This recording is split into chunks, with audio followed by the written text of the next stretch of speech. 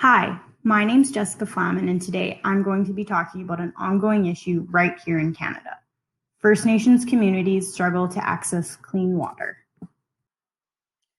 This issue has been present in Canada for decades now, and despite the government's continuous promises for change, hundreds of communities have and continue to struggle. In fact, in a 10-year span, 93% of First Nations in Saskatchewan reported at least one water advisory. There are still approximately 169 First Nations across Canada who lack access to clean water. One example of a community severely impacted by this is Shoal Lake 40. This community is about a quick hour drive from the well-known Manitoba capital, Winnipeg. If you've ever been to Winnipeg, you'd know that the large city has no troubles running clean water throughout the community. However, this unfortunately isn't the case for Shoal Lake 40. While the community is surrounded by the same water that's cleaned and treated for Winnipeg, they remain unable to access clean water for themselves. The Shoal Lake 40 community has been without clean water for 23 years now. The community is completely isolated as there's no overland way to transport anyone or anything to and from the community.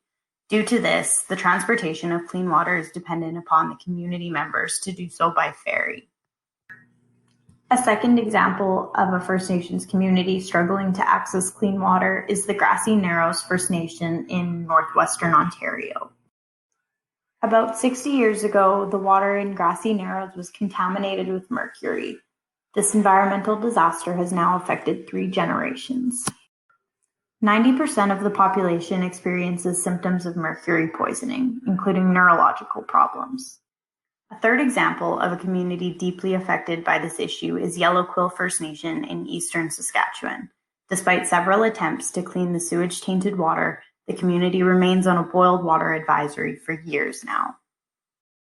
The water in the community is polluted by sewage, and in an attempt to fix the sewage-tainted water, the operator added a chemical that's only supposed to be used in boilers, which created a terrible smell throughout the community.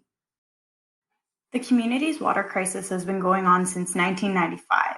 That's 25 years. A resident states that it seems like they've tried everything to fix the issue. However, the water quality is so poor that nothing seems to work. As I stated before, these are only few of many First Nations that struggle with access to clean water. Knowing all of this, we need to ask ourselves, why is this happening? Why do we need to change? What can we do? And who's capable of making the change?